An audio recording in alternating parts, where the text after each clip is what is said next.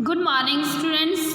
Today in English of class 10th first flight book, we are going to start read chapter The Black Aeroplane, chapter 3rd, part 2nd. The lesson Black Aeroplane by Frederick Forsyth reflects on how one's judgment gets distorted due to fantasizing and how it creates problem.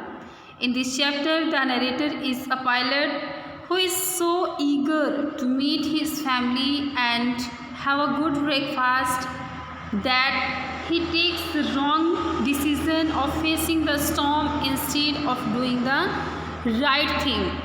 जो narrator है वो अपनी कल्पना इतना eager है अपनी family से मिलने के लिए, ब्रेकफास्ट करने के लिए, अच्छा that he takes the wrong decision, वो रॉन्ग डिसीज़न ले लेता है और facing the storm instead of doing the right thing करने की बजाय वह स्टॉर्म में फंस जाता है. Miraculously he somehow manages to escape with the help of a mysterious aeroplane. चमत्कारिक रूप से वो मैनेज करता है एक मिस्टीरियस एरोप्लेन की हेल्प से अपने आप को बचा लेता है. The story Black Aeroplane is about a pilot who feels happy and contented to fly over a city that is sleeping. Night time में वो बहुत कंटेंटेड हैं और हैप्पी हैं. He is flying from Paris to London. While taking his flight, he dreams about the long holiday with his family. Flying को उड़ाते हुए वो ड्रीम लेता है कि वो लॉन्ग हॉलीडे स्पेंड करेगा अपनी फैमिली के साथ.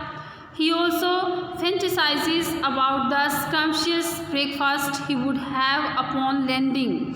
कि जो वो एरोप्लेन को लैंडिंग करेगा वो फैंटेसाइज करता है, वो कल्पना करता है good breakfast as soon as he crosses Paris. जैसे कि जो ही वो पेरिस को क्रॉस करते हैं, he gets a look of the dark clouds that were a sign of the upcoming storm. तो उसको एक डार्क क्लाउड्स दिखता है जो साइन था अपकमिंग स्टॉर्म, आने वाले स्टॉर्म का.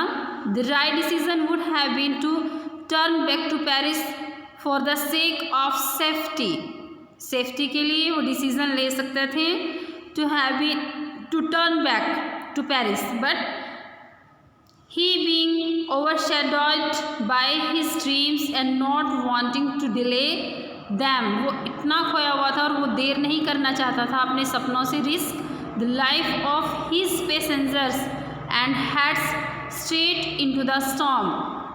कि उसने अपने जो पैसेंजर्स थे उसके साथ उनका भी रिस्क लिया और स्ट्रेट घुस गए स्टॉर्म में. Everything gets dark, he is unable to C.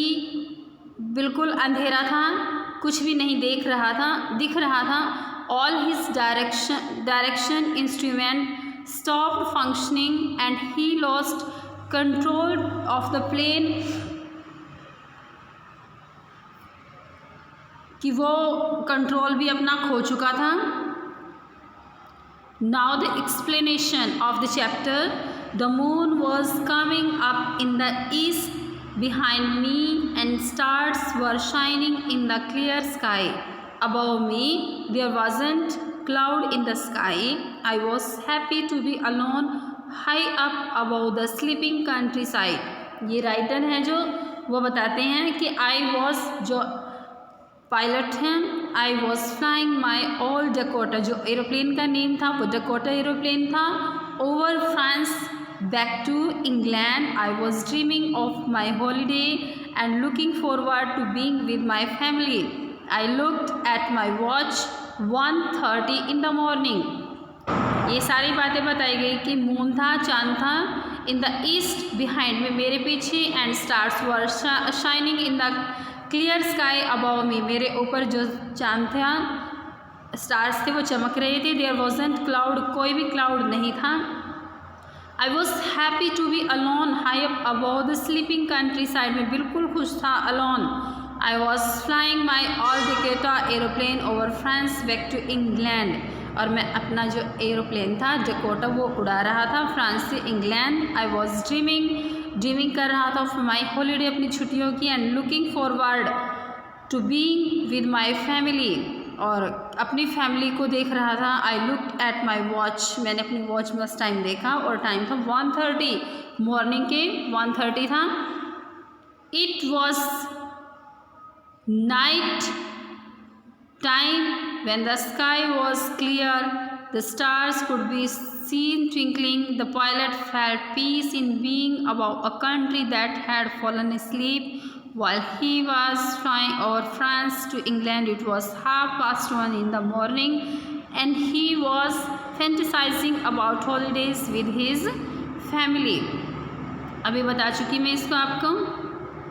When the aeroplane was in France, the pilot thought of informing the Paris control personnel about his presence and for instructions.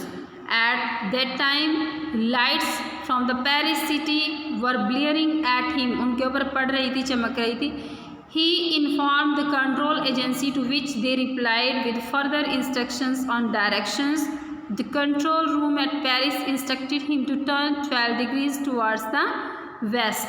उन्होंने उनको instruction दिया 12 degree west turn करने की। I checked the map and the compass, switched over to my second and last fuel tank and turned the decoder 12 degree west towards England. I will be in time for breakfast. I thought a good big English breakfast. Everything was going well. It was an easy flight. हर कुछ चीज़ बिल्कुल easy जा रही थी। Good flight थी ये, easy थी। The other pilot took his plane ahead of the last aeroplane to make it easier for them to follow, while the other followed him like an obedient child. He was also panicked. There was very less amount of fuel left. It was only then he started coming out of the storm and could see the runway to land his plane safely. When he turned to thank the other pilot, he realized that the plane that helped him had disappeared as soon as he came out of the storm. जैसे ही वो अपना lunch करता है, वो बादलों में फंस जाता है, क्लाउड्स में, तो वो एक दूसरा एरोप्लेन देखता है और जो उसको, वो एक ओबीडियंट जो चाइल्ड है उसकी तरह उसके पीछे पीछे चल पड़ता है, क्योंकि उसको रास्ता स्टॉर्म में नहीं दिख रहा था और वो उसको सेफली निकाल देता है aeroplane. The author didn't know where he had landed but was not afraid of leaving his plane unattended. He headed straight into the control room to ask about the other pilot. वो सीधा नीचे उतरकर दूसरे pilot के बारे में पूछने जाता है।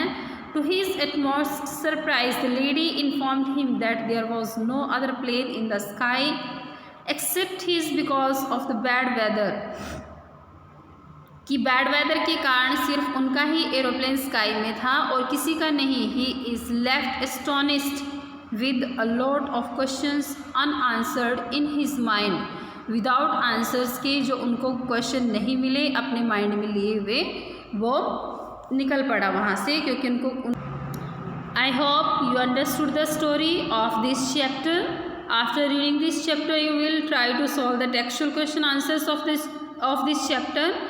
Thank you students, have a nice day.